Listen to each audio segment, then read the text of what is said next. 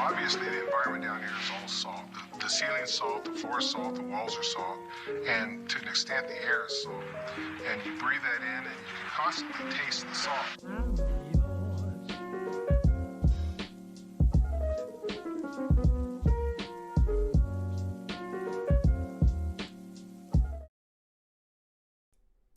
All right, and we should be live on the internet today.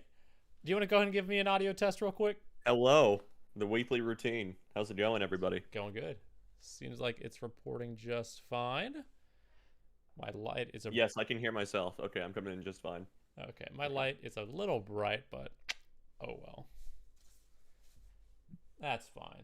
I'm not. That's all right. It's whatever. It's a podcast that just so happens to have video.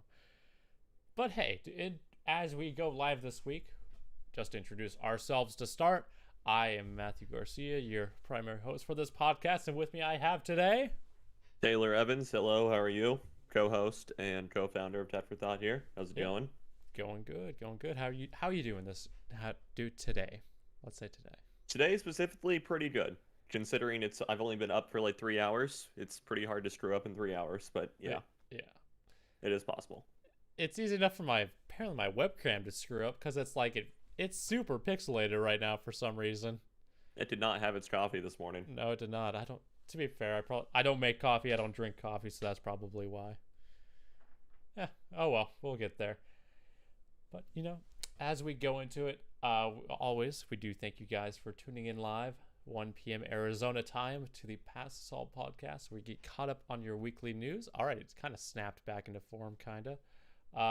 And as we go down our list for the moment, as I blind myself with my monitor, we do ask that you subscribe if you think we've earned it. We always do try to do our best. I know this last week we have not put out any videos, but to be fair, they were not up to our standards, so we scrapped them and we're just going to reshoot a good chunk of them. Yeah, it was due to a technical issue, and we'd rather just skip a week, reshoot what's needed to make it look all nice and pretty. We'd rather do a good job making high quality content. We've learned our lesson from the fiasco that was the audio issues on the iceberg video.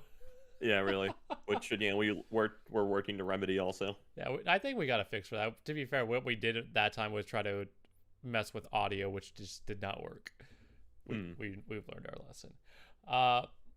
But of course, we do ask that you subscribe if you think we've earned it. If you wish to share the good word of Tech for Thought, we do have a couple social media platforms, mainly Twitter, where you can find us at tech_4, the number 4_thought. We do tweet there when we go live. So if you want other people to see about it and or share the tweets that we make, most of them, a good chunk of them being memes, really, feel free to do so on there. We do also have an Instagram, which is at tech_4, spelled FOR _thought. We haven't really posted there too much, but I'll make sure we do that. We also have a community tab now, which we use this week to say that we're having some technical issues on that part. We know it works because we actually got quite a bit of response. Got 12 likes off of it, which is respect. Yeah. I appreciate that the community can understand that when things go wrong, we try. But I think that covers just about most of it. I know we'd taken off the docket at an affiliate. Yes. All right. With that, though, I think that's just about said. Any things you want to cover before we go into the news? Nope, that's all. I'm good. All right. Get right into the news. Get right into the news. I'm actually going to adjust my webcam stuff real quick. Let's see if this helps. Boomer stream. That might help. Okay. Yeah, it makes me more balanced on your end, so I don't look like completely blown out compared to you. Yeah. That's fine. But you know what? Let's just go right into the news. Yes. Boomer stream. With our first news topic this week, kind of the main headline here. With it, the chip industry is actually maybe overcompensating and be at overcapacity in 2023. Which is actually a good thing. It's very much a good thing.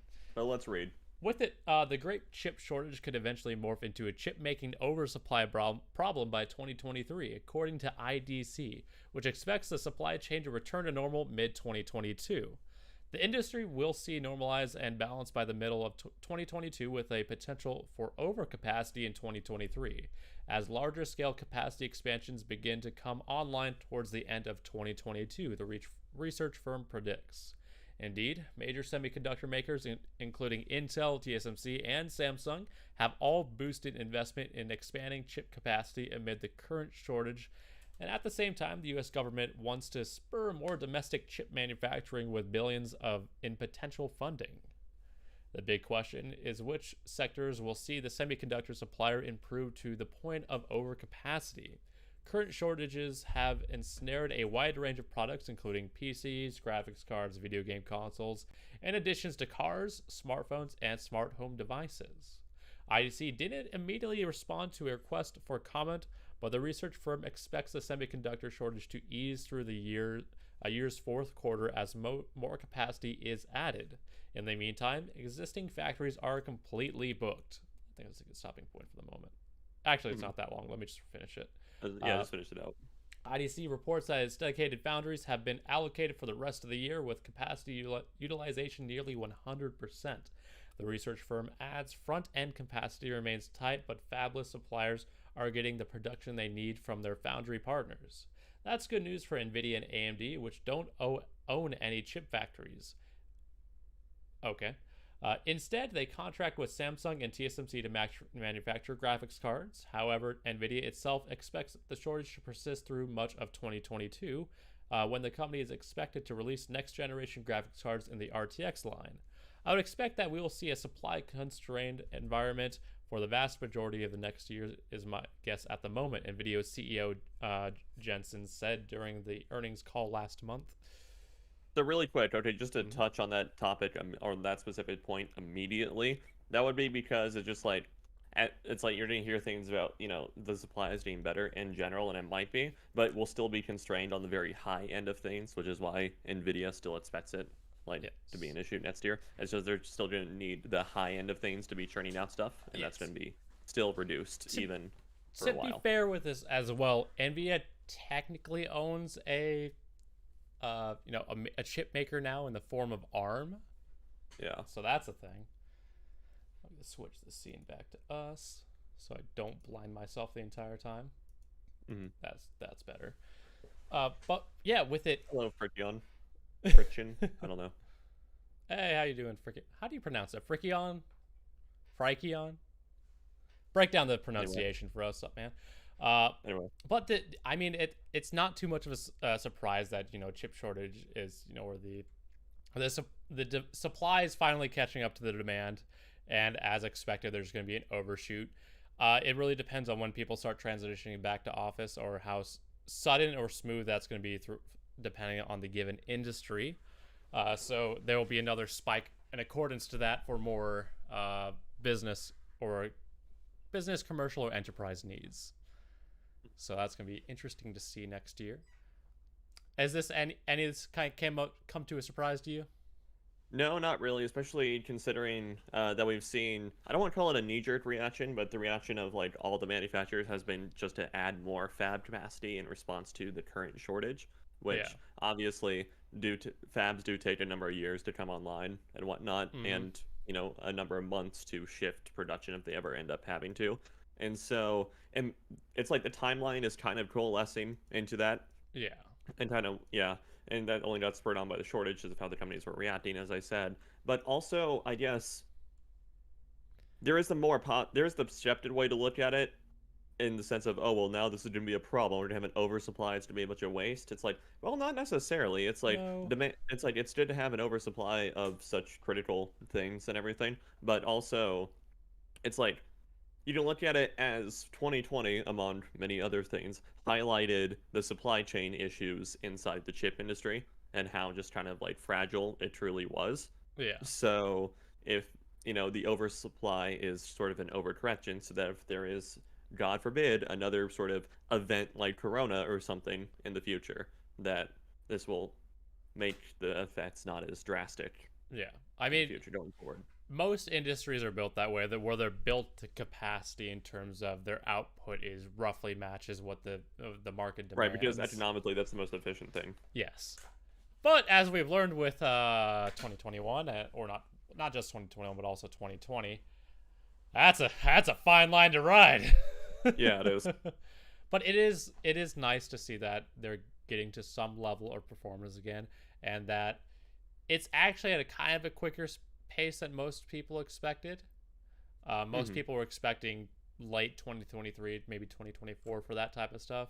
So it's good to see that it's coming at a quicker pace. But I think it's about accurate saying end of 2022 will probably be the bridging point.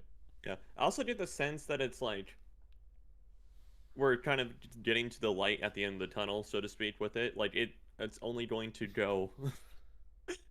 Thank Bring you. that I up need you, later. Quantum. Yeah. Thanks, It's Quantum. it's only going to get better from here because we are hitting that fourth quarter of 2021. Yeah. And it's like things won't be drastic, but again, it's like, as I said, things will only get better from here. That'll eventually sort of go into 2023 with. Yeah, and it definitely helps that with the demand spike that there is, that NVIDIA, I mean, every company has been raking in cash like it's nobody's business. So there's money to spare when it comes to building fabs. Right. I just made the issue of just like, will there be money to spare to maintain the long-term fabs, and everything, stuff like that. And I'd imagine so, because like the upfront cost is very high, and it's more fabs the are very cost. profitable. And if anything, it gives more room for R&D and experimentation, all that type of stuff. Right, exactly. Yeah. Do you want to say it, or should I say it? Poggers. Poggers. All right. But I'm it's nice to see that's happening. I imagine that will especially help when it comes to at least PC components on that front, because there's no doubt that it's going to be struggling. Probably the worst out of any market, even worse than the auto market, I'd say. Yeah, God, I'm stoked though. It's like, yeah, right. Might actually be able to get like a 3080 or a 3090 at a reasonable price. A PS5 or something, Yeah. Yeah. Why? I tried getting a Switch OLED and I couldn't get that because places had such a limited pre-orders. Yeah, I tried to. Okay. Why not just use? I realized Metroid Dread comes out on the same day. Yeah, but you could just get it for your current Switch. No, I know. And I'm still planning on getting Metroid Dread, but I wanted the OLED because I primarily play in handheld mode. So yeah. I still think the IPS screen on the current Switch is killer. Okay. Yeah, it looks really good for the price point. Yeah, for the price point, sure, but yeah, could it be better? Sure, I can't deny that, but I still think it does a wonderful job. Anyway, but hey, I mean, the Switch is one thing that'll get a nice little boost from it all. Yeah, they'll benefit from it. Hopefully, there'll be enough to spare that LG might be able to make phones again. I don't think that's the reason they shut down their mobile department. No, it's not. It's really not. Yeah.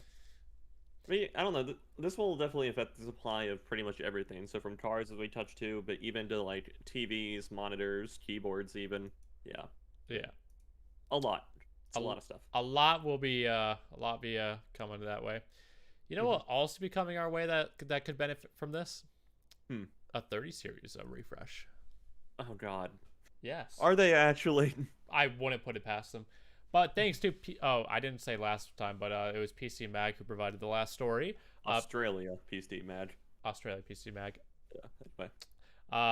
But PC games, and I guess how do you say that to the nth power? NVIDIA's RTX 3080 20 gigabyte refresh is rumored for a December release. No. Yeah. Not long after NVIDIA's RTX 30 series launched, reports began to crop up that a 20 gigabyte RTX 3080 was in the works, doubling the current model's video memory. This isn't entirely out of character for the green team, but now we're hearing whispers that it might be just around the corner, launching before the end of the year. According to videocards.com, the RTX 3080 20GB graphics card will launch in December, and it won't be alone. In fact, the refresh will reportedly extend to the RTX 3070, as its sources are confident that NVIDIA will launch a second SKU known as the RTX 3070 16GB, once again doubling the memory of the original. This comes at the expense of the rumored RTX 3080 Ti with 6,144 CUDA cores, which have allegedly been scrapped with no reason given. The word on the street doesn't end there too, as the potential for a mid-range RTX 3060 Ti or Super graphics card has been pushed back to mid-November, according to the same report, that is. Rumored release dates are always tentative, but however, it's worth waiting for an official word first. There's not too much more to it. It's looking rather good for those unable to grab an RTX 30 series graphics card, but because of the stock issues, after all, with a few more months waiting to get better cards. Over on the other side of the field, AMD recently teased the capability of a big Navi graphics card running at 4K Ultra. According to the same report from Video Cards, the Red Team will initially launch 3 SKUs under its Radeon RTX 6000 banner with 16 gigabytes of video memory, but this has yet to be confirmed. If these rumors hold water, it looks like our best graphics card list is going to experience some whiplash over the next few months. All right, 6090 Matt, so RX or whatever the XT 6900 or 6900 XT. Nice. So as you know, this is called the Pass the Salt podcast, right? Oh yeah, we take that salt, give ourselves a little bit and pass it on to our audience. I love it. Yeah. So some would say it's poggers. Here's my take. Yeah, here's my take. Wow, another graphics card you won't be able to buy. Pretty much, right, it's like, NVIDIA. I love this line. If you're looking, it's looking rather good for those unable to grab RTX 30 series graphic cards because of stock issues. After all, what's a few more months to wait for a better card? It's like it's not going to get magically better by 2 months. If anything, this might actually be a worse supply than is already available just because of the more various SKUs and all that. Yeah.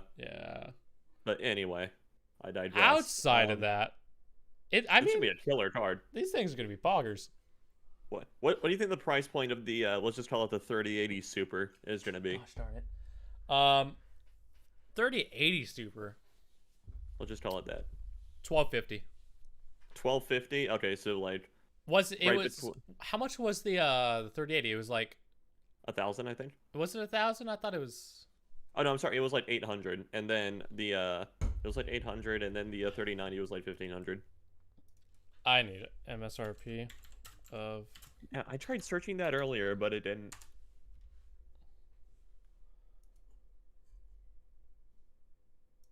Okay, the 3080 was 700. The 3080 Ti, I think is what I was thinking about, was 1,200. Just the standard 3080? The 3080 was like hold on. The 3080 was 700. 700. That's right, because I remember complaining about this in a video, man. I was like, remember this. I was like, it's got to be something like bigger than that. So 1250 is my guess. 1250. Okay, I'm thinking 1,000. Okay. I'm thinking just like 1,000 to 1,100. Okay. Yeah. I can see 1,000 to 1,100 with it being a standard 30. I was thinking 3080 Ti, 20 gigabytes, and it could be 1250. Yeah. Because obviously NVIDIA does not mind gouging prices right now. Oh, definitely not. Who can blame them? Yeah. Feels bad, man. But again, it's yet just another GPU you won't be able to buy. Yeah. So we won't be able to say that by this time next year, hopefully. Yeah. That is the dream. So does it even matter? I don't know. I don't even know, man. But I mean, they're new SKUs. I mean, hopefully they're a little bit more price competitive than they have been in the past. That'd be kind of the big hope there. Performance-wise, I'm not expecting much of a boost. I mean, they're gonna be a little bit more future-proof when it comes to it. But performance, I don't imagine we'll get a big uplift. Yeah, I don't think it's gonna be huge. I'd say maybe 5 to 10%, if that. I don't even think that. Really? Okay. No, I think it's going to be like, honestly, error of margin. Because it's still the same core, but it's just more memory. And if you're not memory limited already...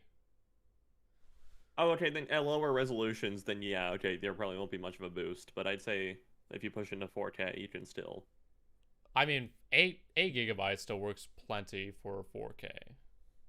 If the as memory long as can you're flush, not pushing it hard. if it didn't flush itself fast enough, then yeah. But yeah, well, I mean, on the higher end SKUs, when it comes like GDR6X, for example, that stuff is like wicked fast, so it's not even a worry. I know. I'm still saying I'm still saying it's like if the only core difference is VRAM, then I still think that You'll see a boost at like 4K, but not so much at like 1080p or 1440p. If it's like priced, yeah, I'm not excited for this because it's not necessarily, or with the upgrades to at least the just the RAM alone, that's not interesting. That's not really anything. But when it comes to saying the 30, maybe there'll be more tensor cores or something in it. maybe, Yeah. but more like a 3070 Ti or a 3060 Ti, that or Super, that'd be a little bit more exciting. That'd be something to hopefully get a little bit more bang for your buck. I don't know. If I could get a 3070 Ti or something like that to fit in my case, I would be a happy boy. Good luck. I know. Hey, the 20... You might not run into a like length issues, so much as thickness issues at this point. I have a bit of thickness I could spare. Could you spare another half slot worth of thickness though? A half slot, maybe. Okay. And still have clearance for the fans. Well, actually, no. You have grate. You have like a grate on the side. So that yeah, I have matter. a grate on the side, so it's fine. Okay. Yeah. If it could, all right. My more big thing is like the 2070 Super just fits like mini, or it's I forget who makes it, but the 2070 Super Mini just fits in there like perfectly. Mm-hmm. If they made it like any bigger in terms of like height or width, then I would be screwed. Lol, what's up? Green Light X. Just call you Green Light, make it easy. Green Light, you excited for some refreshes when it comes to the 30 series, or even more stuff when it comes to AMD's lineup? I think that'd be pretty interesting. All right. Any other comments on this article? Again, it's just another graphics card you won't be able to buy.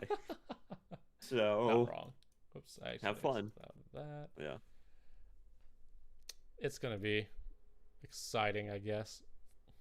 We'll see when it comes out what it looks like. I'm not like in terms of it just being like a VRAM boost. I'm not excited for it. It's not gonna be big enough. Very tempered expectations for it. It sounds like. Yeah. Yeah. But yeah, don't get me wrong. I have like the same expectations and everything. Yeah. But I'm just saying, it's just like my big thing is like this is still gonna be something. Supply is still gonna be a pain in the ass when this launch and yeah. So. But if AMD adds more interesting stuff to line up in terms of varied cores, now that's where it could get spicy. Right, exactly.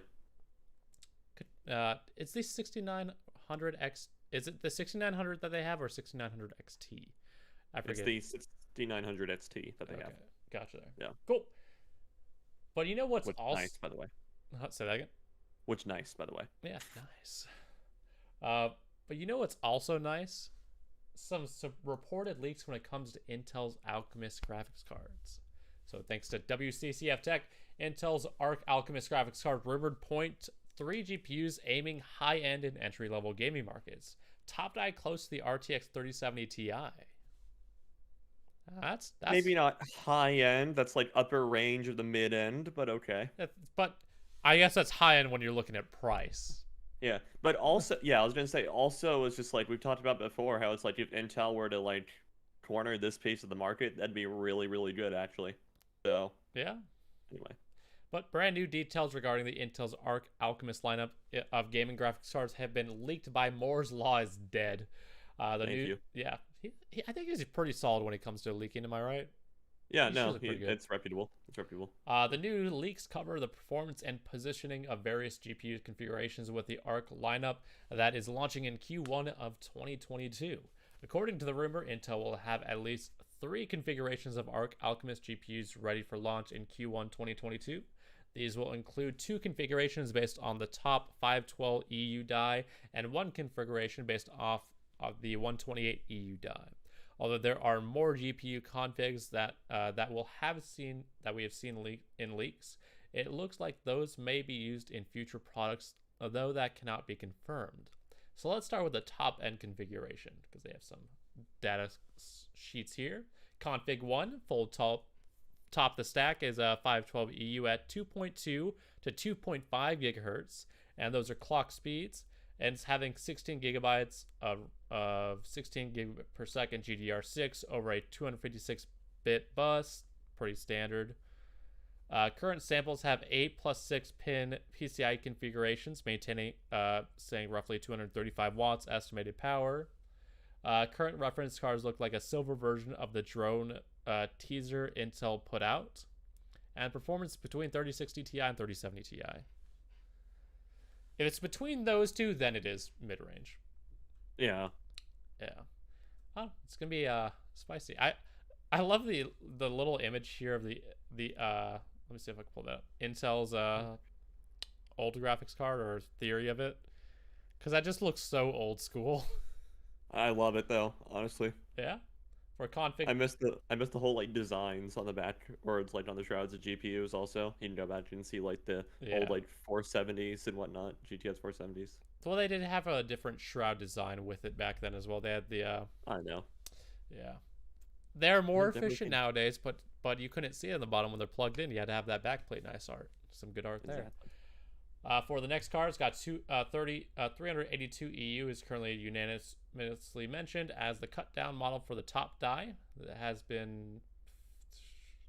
I still cannot confirm the bus width on this model, but 192 buses are being tested, and most sources suggest this is what they are going with.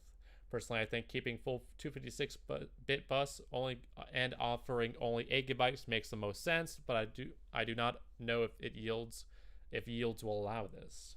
And the performance is expected between a 3060 and a 3060 Ti. Yeah, that makes sense. Not bad. And then only gets lower from there. Yep. Config 3 is a 122 EU at, I think the speeds of 2.2 to 2.5 gigahertz is pretty impressive. 8 to 4 gigabyte models with a 64-bit bus, 75 watts of power consumption. Roughly looks like a GTX 6050 or 1650 Super in terms of performance. Yeah. How do those numbers sound to you? It sounds competitive. I like where Intel is going with it. Again, if this rumor is to be believed, but at the same time, also this is where we've seen other like rumors point to also. So the evidence is sort of mounting that this is definitely where Intel's going to clock in at, and I think get it clock in. Yeah, right. and so no, I think this is really really good just because if we go back to like the handy dandy Steam hardware survey, it's like this is the sort of hardware that most people are going to want to feasibly put in their systems. You know, yeah. I was talking about earlier how it's like, oh, maybe I might want a 3080 Super. That's because maintain a fairly high end desktop, but again, majority of people don't do that, and so these are going to be really really good, especially if the supply is right and the price is right, and it's going to be a nice alternative to AMD and NVIDIA. They might not be able to. It's like, because you can't buy those two, Intel has just as competitive of an offering, if not better, in some areas. So yeah, with it, I mean, it's with that survey, it's 1080p is still definitely the most popular resolution. I think it's like, well, somewhere around 70% still. I know the 1060, when it does very well at 1080p, makes up currently 10% of overall systems, which is a massive number of systems. Yes. So shooting for that point and aiming just a bit above to make it look like a reasonable upgrade, very competitive on that front. It's not going balls to walls right now, which is kind of expected with a first generation release. You still want to stay middle of that pack so you could show that growth and what you're capable of. I like it. Slotting in just at the right point there. Yeah, no, I think Intel, if this rumor is somewhat accurate, then I think Intel definitely hit a good segment. Like, yeah, I think it's figured it out. Gonna be competitive. I like it. Why do we still use teraflops for performance? Blame the consoles. Ah, you got me there. All right. This article just keeps going more in depth, breaking down what we kind of already been over with the slide here. So not much more to read into it, but there's another chart there. What do you think the price points are going to be? Because that's more the interesting part. You're asking for like MSRP or what eBay might crank them up to? Let's just say MSRP. You know, keep it a little bit hopeful here. Okay, hold on. Let's see. What did a 3070... Pass me some of that salt. Yeah, let's see. 3080 came in at 700.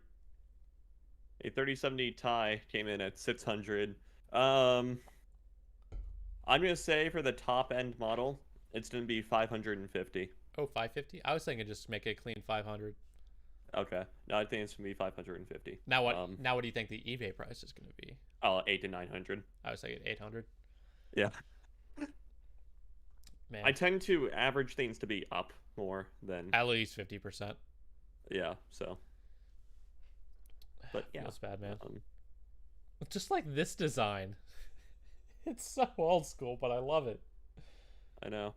If it actually looks like that, that's gonna be cool AF, honestly. Yeah, that would look.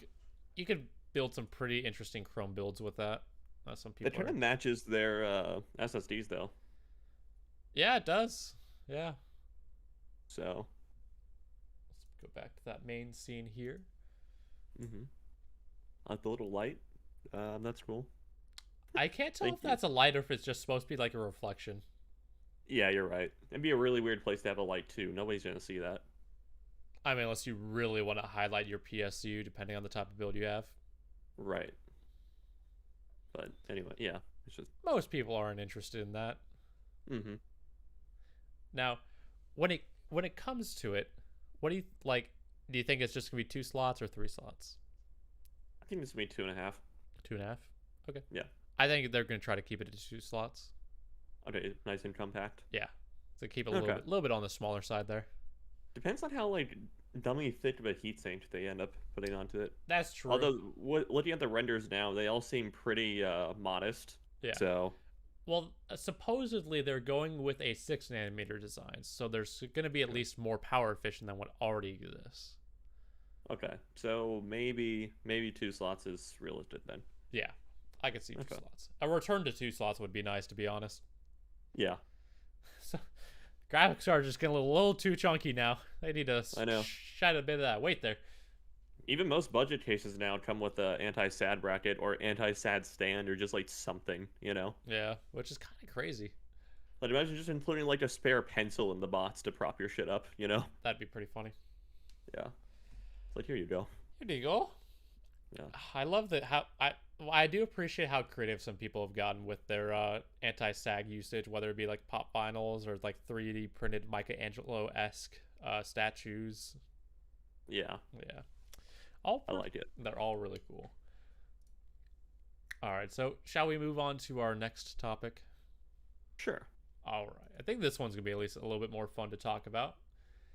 We don't have a smooth transition because the topics don't really overlap. But according to Tom's Hardware, the EU is pushes for USB-C to be the new portable charging standard. It's about damn time. The EU Commission. Apple will just remove the ports off the iPhone before they add USB-C to it, and I think we all need to understand and realize that. Okay. Yeah, that is probably going to be their next move. Is just like, nope, no more ports. It's just a brick. Yeah. But with it, the EU Commission European Commission has announced new plans for legislation today that will require all mobile devices, including smartphones, tablets, cameras, headphones, portable speakers, and handheld video consoles, the Switch, to conform to USB Type-C standards for charging, which the Switch already does, thankfully enough. This goal is to reduce e-waste from a large number of different chargers, and may also have the added benefit of ending those times when you can't find the right charger for your phone at a friend's house, and the transition period will be 24 months once the EU Parliament passes the new regulation. Fortunately, the move to Type-C already has become mainstream, with most smartphones incorporating Type-C for charging already. The same can be said for tablets, USB headphones, not this one, and speakers. Does it use micro USB? Yes. Oh my. I took it out. It's charging right now. That's what I'm using it here, but yeah, that's what it uses. I probably because I know. There we go. Are we good? Yeah. Okay. Because I unplugged it, it cut the audio, so it cut it from the stream for you for a bit. All good though. I would love to imagine this occurred because there was some EU Parliament official that was just like at a friend's house. And he was probably just like really drunk. He was trying to plug in his iPhone or something. He just jammed a USB-C into it and just broke it. Nah, they're not that strong. But it's something like, hey, bro, do you mind if I borrow your charger? And he's been handed a Type-C, and he's like, the hell is this? It's like, I make this not my problem anymore. Right. Yeah. And thankfully, with it kind of going forward, What about the iPhone? However, this leaves one major player left in the market of the transition, which is iPhones. Apple is still using their homebrewed Lightning port years after most smartphone manufacturers have transitioned to Type-C. And of course, many Apple consumers own these cables as well as accessories that use this connector. Mac rumors believe that Apple has no plans to switch to Type-C anytime soon, and if anything, we might see a completely wireless iPhone before Type-C comes to the phone. Yes, thank you. Yeah. I can see Apple doing that. Do you think Samsung would make a completely wireless phone? Oh, definitely not, no. This is like a non-issue for Samsung and most Android manufacturers also, just because they've used Type-C for years. Yeah. Very, very true on that part. Although I wonder what like a Samsung may do it, just like an experimental phone, because they've been making phones that are experimental for the past year or two. So why not? Or more like 3. Yeah. But that'd be something interesting to see. Also, they're wanting fast charging uniformity, which makes sense as well. All I'm saying is when we get that 105-watt charging capability, whoo, that's gonna be nice. That's gonna be super nice. I know, was it Xiaomi devices that already have that capability? Yeah. Okay, so some capacity. This next paragraph here, fast charging uniformity, that's where things get a little bit like, okay, this is a bit much in terms of like regulation and control and whatnot. Let's read that real quick. Yeah, go ahead. Along with the Type-C uniformity, the Commission is also proposing a harmonized fast charging technology that will be compatible with all Type-C chargers and devices to ensure charging speeds will be the same when charging any device. If we had to guess, this will probably be related to Qualcomm's quick charge technology, which is already very popular in mobile landscapes. And the Commission is also proposing unbundling charger bricks from smartphone sales to further reduce e-waste. And this is something Apple's already doing with its iPhones and Samsung is doing with Galaxy smartphones. Yeah, that's a little bit too much overreach, but what do you expect from Europe? This is no, okay. Just finish out the paragraph here. Okay. Or finish out the line, section. Yeah, I'll finish the portion of it all. The final proposal is to improve information pertaining to charging statistics for both devices and chargers. The Commission wants to make details perfectly clear on how fast your device charges and whether or not it supports fast charging. Everyone already does, but okay. Yeah, according to the Commission, over 11,000 tons of chargers are wasted every single year from the incompatibility problems, and consumer reports say that at least 38% of people have problems finding or buying the right charger in the first place. Why are we making laws for the least common denominator? I don't want to, whatever. Bro, my mom had that problem literally the other day. Really? Yeah, she bought a phone. Okay. She bought a charger for her phone, and she bought a Type-C. She uses a micro USB. Oh, okay. I don't want to say it's like uncommon. It does occur. Not everybody is very affluent when it comes to the type of charging ports that are available. Although I've just considered getting her a Type-C or just something to make it so that she doesn't have to worry about buying different types of cords for different phones, because my phone is different than her phone, which is annoying. For now, the legislation only applies to the EU, but we wouldn't be surprised to see other countries following suit with similar agendas down the line. It would impact supply lines so much that you would just see this implemented across the board. Yeah. There would be literally no point in putting anything else on anything. Yeah, like Apple's going to split up. Okay, so the EU iPhones all get USB-C, but then everyone else gets Lightning. Yeah, Apple's not going to do that. Yeah, there's no point in multiple SKUs like that. Yeah. All right, so honestly, not a huge fan of this legislation. I think it's pretty much an overreach, especially when you get into the fast charging stuff and whatnot, the uniform fast charging, because that kind of hurts innovation. Because it's just when you have companies like Xiaomi or whatever going killer with 120-watt fast charging or whatever it is. It's amazing to watch, by the way, because it actively ticks up in real time. Right, exactly. But then it's well, I got this cool Xiaomi phone, but I can't use one of its big features that Xiaomi worked really hard on the R&D on, just because the EU decided we all have to charge at the same speed. Yeah, pretty much. And then I'm not very much a huge fan of the unified port, in all honesty. Hear me out. Hear me out. I'm waiting.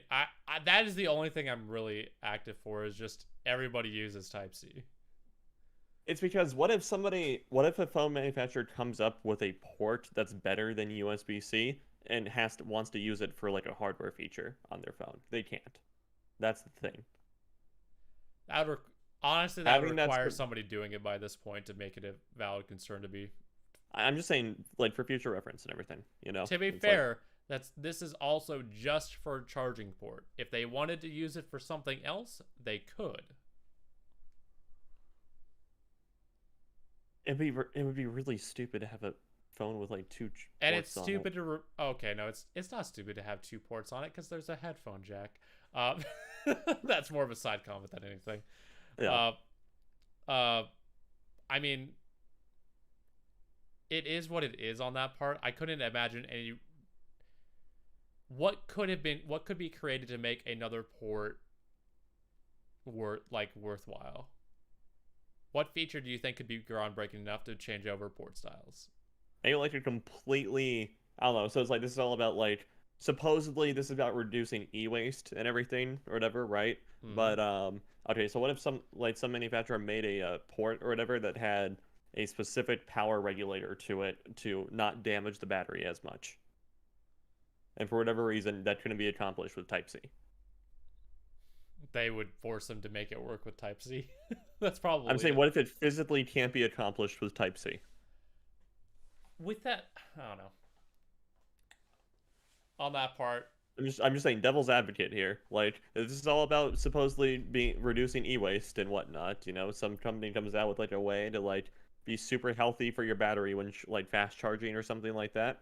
Then it's like, but it's only through this special port that they came up with. Quantum, do shitposts count as e-waste? Yes. Why is chat not loading for me? It counted it as it marked it as, because he said shit in it, okay. as a marked comment for review. Gotcha. Okay. So I had to. Do shitposts count as e-waste? I had to approve it real quick. Oh, okay. Very much so. But I don't know. That's my devil's advocate argument. I don't see with what they've done with Type-C already. I don't imagine they would have any issues with it for at least the next couple of years. No, probably. I'm just saying down the line, you know. Yeah. And then also, but think about it. You don't have to have different types of chargers for everything. You don't have to carry around as much. I already don't have that problem because I picked and chose products that have Type-C already. And you bought an iPhone. Right. To be fair, also said iPhone. I know. It's like, also I don't really understand like how hard it is just to have a separate cable like in your bag or something, but just have a brick that's uniform. I don't understand the brick not being uniform, because almost everything minus what Samsung has done retardedly with their brick making it Type-C for some reason. Mm-hmm. But every brick should just be, Type A. Okay, no, because there are some things you can't get out of Type A that you need Type-C on both ends, or like on like what for power delivery. Yeah, but okay, so I said what? That was a question. Okay, yes, for power delivery specifically. What specifically about power delivery? You can get more like raw power delivery out of like a Type-C end than you can an A end. Okay. Yeah. But no, okay, so it's like, okay, honestly, it's not a bad idea, though. It's like, how I would change this legislator would be make it not so that, like, the cables themselves have to change, necessarily, or the ports have to change, but make it so that all the power bricks have to have USB-C on them. That doesn't accomplish the goal that they're looking for, though. I guess I don't find it hard to carry around a second cable with me if ever needed. That's all I'm saying. It's just have one brick and 2 cables. That's not a big deal. Yeah, they just want you to have one cable, though. Think about it. Think how much material and time could be saved if you just had to carry one cable instead of 2 or 3. I guess, yeah. That's the point of it. Okay. And then I guess I don't see like the waste savings in not bundling chargers with the like phones anymore, just because that part I don't get. Yeah, it's like, Okay, the separate chargers have their own packaging too and whatnot, and their own yeah. So anyway, I mean, they didn't before though. They just I know came in the box. that's what I'm saying is that it's like you can't tell me it's like the net gain from having to separately pack a cable or like a charger and cable and whatnot outweigh the gains from not putting it in the box. The idea is that once this is a standard and everybody has Type C, then at that point you just be given an extra box and power cord for no reason. So that's why they would want to remove it, because that's just extra at that point if you already have it. That's kind of okay. I see what you mean. Yeah. Okay, gotcha. Yeah. So that's the idea behind that portion, at least. Okay. Whether I agree with it, I could not say yes or no right now because there is no given standard right now. Yeah. Okay. A lot of phones still use micro USB, and that's a shame. Yeah. Okay, so I can kind of accept the port uniformity thing, but I think the fast charging thing is a bit much. The fast charge, I do agree on that. Fast charging is too much there because that should be like a feature of a high end product of like, hey, 15 minutes your phone's charged 50% of the way. Yeah, it's like, there should be a good selling point that people want, Yeah. So, God knows anyway. I need that. But I think we can at least agree on the uniformity and at least the idea of why they would wish not to include chargers, bricks and cables in packaging with phones. Okay, that's more of a long-term goal. Yeah, I understand that now. Okay. Yeah. Yeah. Doggo may slept on your bed. Yes, very much so. But yeah, I mean I felt like a healthy discussion about the subject at hand. Is there a little bit too much overreach? Yes, we can agree on that. Because it's also just so weird to me that it's like, I think the only two Apple things that still use Lightning are AirPods and iPhones, which are by far their most popular products. Yes, I know. I'm just saying. But yeah, it's like this old little tiny... technically their pen uses it, or their pencil. Oh, that's right. Yeah, it's like their own little tiny ecosystem. And some of their iPads still use Lightning Bolt, right? Or no. Also the old ones now? The old ones do. None of the new ones in a while have had it. Even the new iPad Mini has USB-C on it. Okay. Nice. And their iPad Pros, at least, have had USB-C for a while. Yeah, I know at least the Pro because that's supposed to be a Pro-type device. All their MacBooks use USB-C now. All their MacBooks use USB-C now. Yeah. And Thunderport, which is nice. Or Thunderbolt. Yeah. Very nice. Okay. Well, we'll see, because this, like I said, this is a long-term goal. It's like after it's been gone through the system and whatnot, been made into rule, then they have 2 years to meet the standards, which in itself that's probably 3 or 4 years away at least. Oh yeah. Yeah. But you know what is not 3 or 4 years away? Our next topic here. Okay. With it, ExpressVPN execs. Oh, okay. I was going to use that as a trend. We kind of covered just about everything when it comes to the EU stuff, so. No, I know. I wasn't about. Okay, we're good. I know where we're at now. We're good. Okay. With ExpressVPN execs among 3 facing 1 points. Is this the right article? Yes, it's right. Okay, so here, I'll go through it. So basically, I don't think this article was very good, but it's what I could find. Just the title you put in the doc versus in the... Yeah, okay. So 3 of the founders of ExpressVPN got extradited to the U.S. They were charged for hacking by the U.S. government and faced a $1.6 million fine because they were helping the UAE hack. Does that make sense? Yeah. Okay. So it's like, yeah, 3 people got charged by the U.S. who were founders of ExpressVPN. They got charged by the U.S. for hacking on behalf of the UAE. Okay, the part that I was reading was ExpressVPN sells out to Kape Technologies. Yes, but that's part of it too. And then it's like, once charged with that and facing the $1.6 million fine, they decide just to say screw it and sell ExpressVPN to Kape Technologies for like $936 million. That's honestly kind of lowballing, to be honest. Yeah, and so it should be at least there's 3 to 4 billion. Yeah, with how much ads they fucking run. Right. So let's see. Hold on. So now Kape Technologies is sort of like making. They have a bunch of VPNs under their name. Yeah. I'm trying to see if the article has a list. I doubt they do. Yeah. Let's see. Hold on. Yeah, okay. Kape Technologies now owns ExpressVPN, CyberGhost, Private Internet Access, which is the VPN I use, and I believe that was the first VPN Kape like acquired after going through their whole like rebrand and restructure. Yes, ZenMate I would and say yes. a bunch of other VPN review websites. So it's definitely The VPN reviews to say, so they're controlling the narrative. yeah, exactly. Yeah. So it's definitely a little bit weird. A little bit of monopolizing the market a little bit, you may say. Huh. Yeah, this is also the most expensive VPN that they acquired. Yeah. So it's like the last time they purchased a VPN, Kape purchased a VPN was PIA back in 2019 for $127 million. At the time, that And seems more appropriate. yes, and then in 2021 here, as we are just saying, Kape purchased ExpressVPN for $936 million. Damn, boy. Yeah. That's kind of insane. Yeah. What was I gonna say? Do you think they're buying up too much?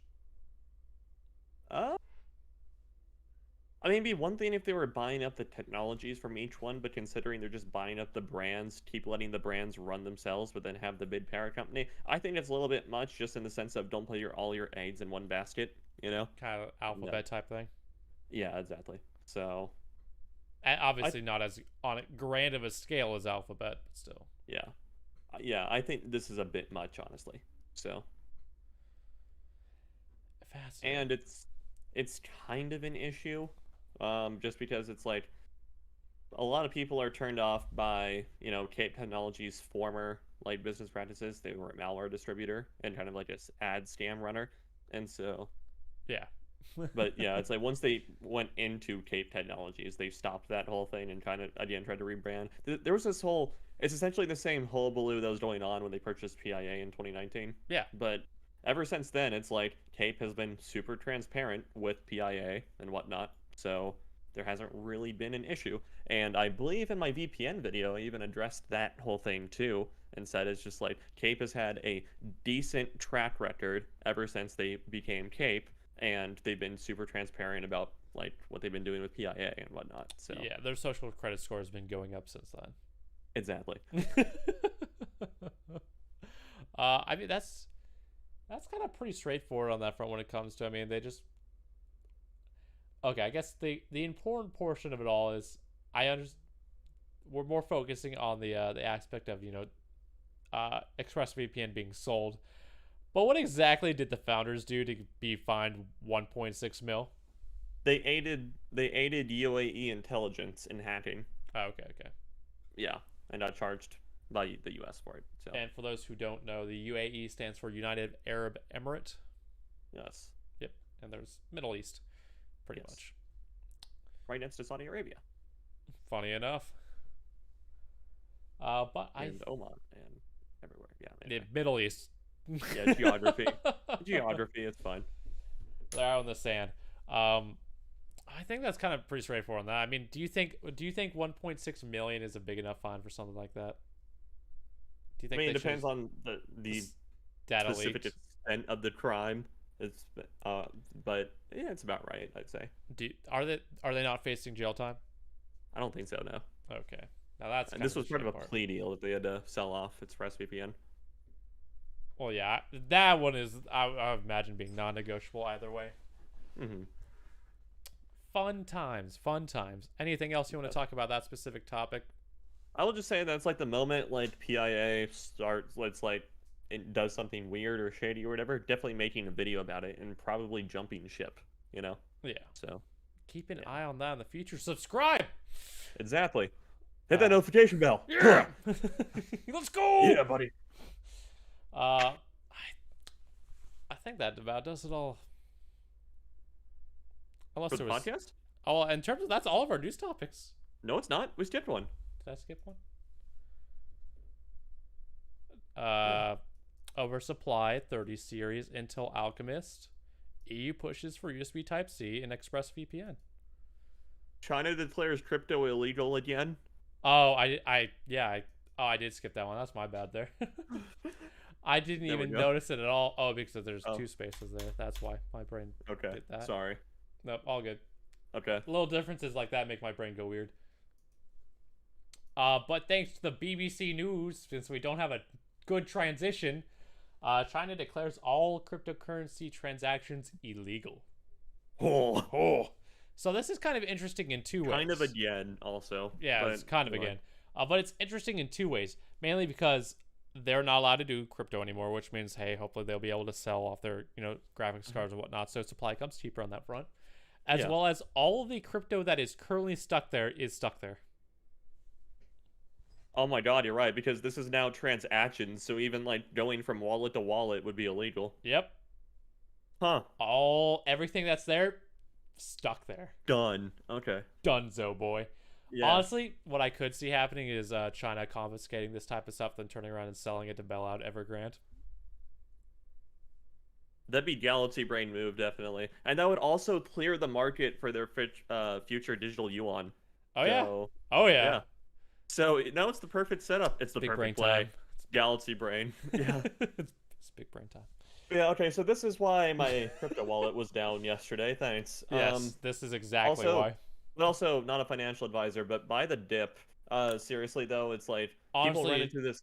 People are reading it wrong, and things should not be dipping. Yeah, people run into the issue where it's like you hear bad news about crypto and then panic sell, but then all the like super wealthy people actually buy up crypto when it dips down like this, and they become richer next time it spikes up.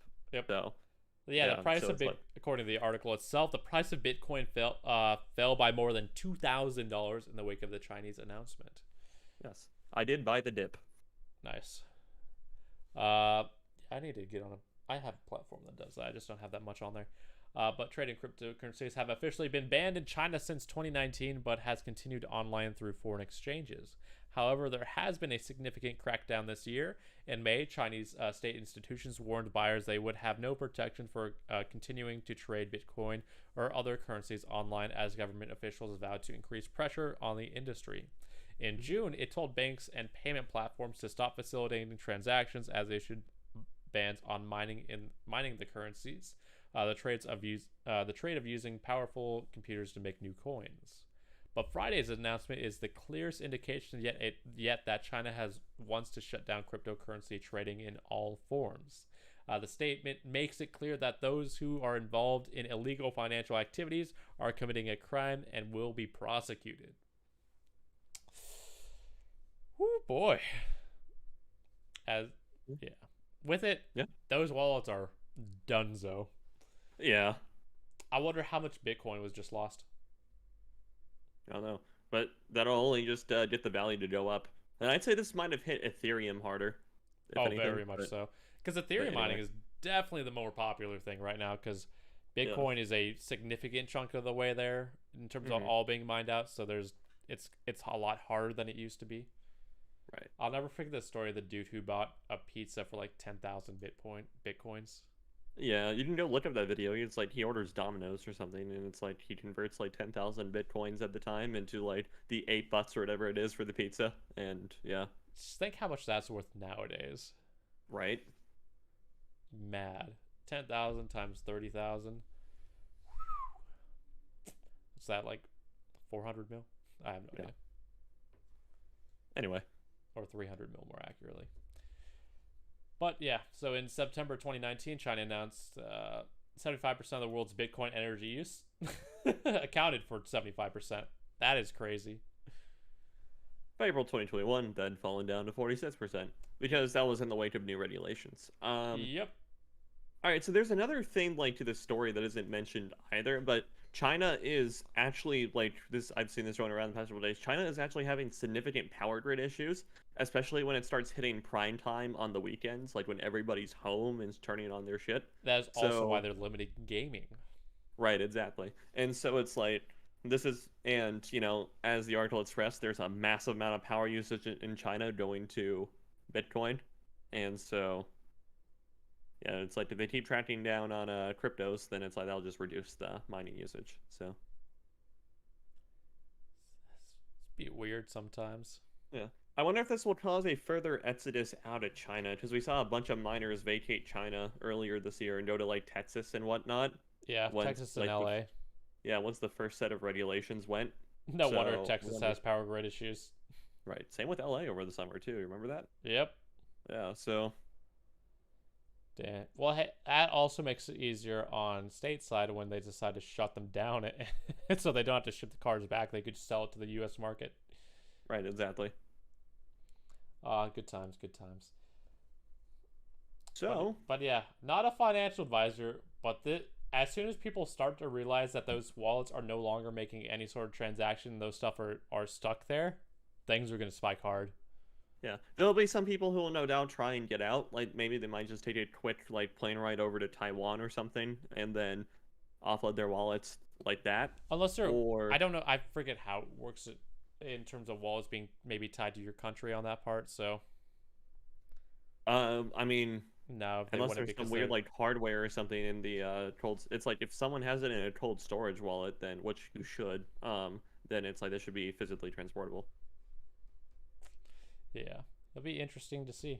I wonder if China will has any sort of records on that type of stuff. Yeah, Knowing them, I would not be surprised. especially all the digital wallets, I'd say. Oh yeah. All right. I think that now we've covered all of Now our that topics. does it. Yeah. Thank you for. Okay. I was going through the list. I was like, I just skipped China because there was a couple spaces around it. I was like, oh, my bad. But let's. China. Any sort of water cooler type topics you want to cover before we wrap it What was that article I sent you the other day of like the iPhone thing? Or hold on, up?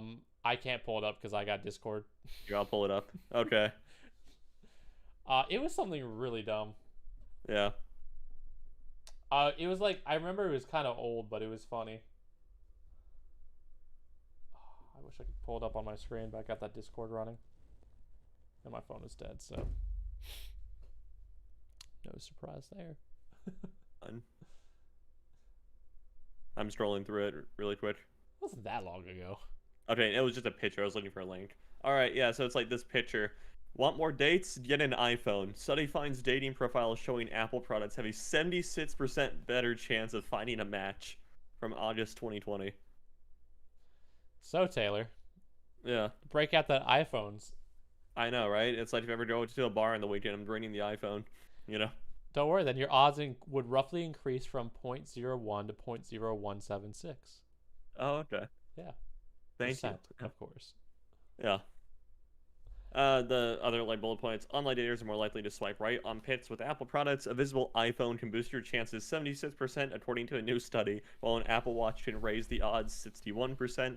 Other brands, including Google and Sony, had a negative impact. So Taylor, are you a poor boy with your note? Yes, very, very much so. I'll never forget that story. I know. Girl with a cracked iPhone 6S or whatever, like sat next to me in lecture hall one day, asked what phone I had. At the time, it was like a Note 10, and it was just like, oh, it's a Note 10. It's just like, you don't have an iPhone, or you poor or something? It's just like, what type of actual person says that to another person? But two, also, it's just like, shut up, lady. See, I find it hilarious because you have so much more hope and like belief in humanity than I do. I know. It's just like, that's not the... I didn't think that was the real way people talk to each other, but okay, apparently. Yeah, that's Yeah, that's how whatever. they get it done. That's Apple people for you, right, Apparently. Sean? Well, I think that does it. So as we wrap it up here, of course, we do thank you for watching, and if you think we have earned it, please hit that subscribe button. We do appreciate it very much. It does help the channel grow, and shows your support on that front. If you want to figure out when we go live and our videos are published for you guys, hit that notification as well. I know typically we go up 1 p.m. Arizona time, which is roughly 1 p.m. or 12 p.m. Pacific time, depending on what time of the year it is, because Arizona be different. That is true. Fuck time zones. Fuck daylight savings time. But if you wish to spread the good word of Tech for Thought, you can find us at Twitter at tech_4, the number 4_thought. And for our Instagram, that's tech_4 spelled FOR_thought. that, I think that just about does. I know we don't use it as much, but we should get in the habit of doing that, especially after our freaking explosive growth. Yeah. Yeah, it's been good. I think, yeah, the iceberg's over like 70,000 views now. Last time I saw it. Oh wow. We are now close approaching that viral mark that you've set of 100,000. So the goal is to get another iceberg video out to make it, since it's starting to cap off a little bit, starting to plateau just a bit, get another iceberg to take its place. Oh yeah, okay. Nice. Next one, next iceberg video coming up is gonna be the Apple iceberg explained. So yeah, a little sneak peek there for you. I know this week coming up. I know we didn't post up this week because we were unhappy with how things turned out and with it, as well as a couple of technical issues. We got the technical issue sorted, but the video still looked like garbage, so we're gonna reshoot that. What do you want to give them a sneak peek of what we're doing? Should we give them a little insight in terms of like the type of videos, or just leave that for a mystery? Leave it up for mystery. All right. We'll leave you guys to review that info later. With it though, I think we are all set today. So, do you want to say where people can find you on the internet? Find me on Twitter at Infurious7809. That is at INFERIUS7809. So check that out. Perfect. And I am on Twitter at Filmed by G-Man, because G-Man Films was already taken. Why I still use that handle, I have no idea, but it's available most of the time, so. All right. Cool. G-Man is always taken. Makes sense. It's very true. But with that, I think that will do it this week. So, thank you all so much for watching. And we'll see you guys next time. Peace. See you.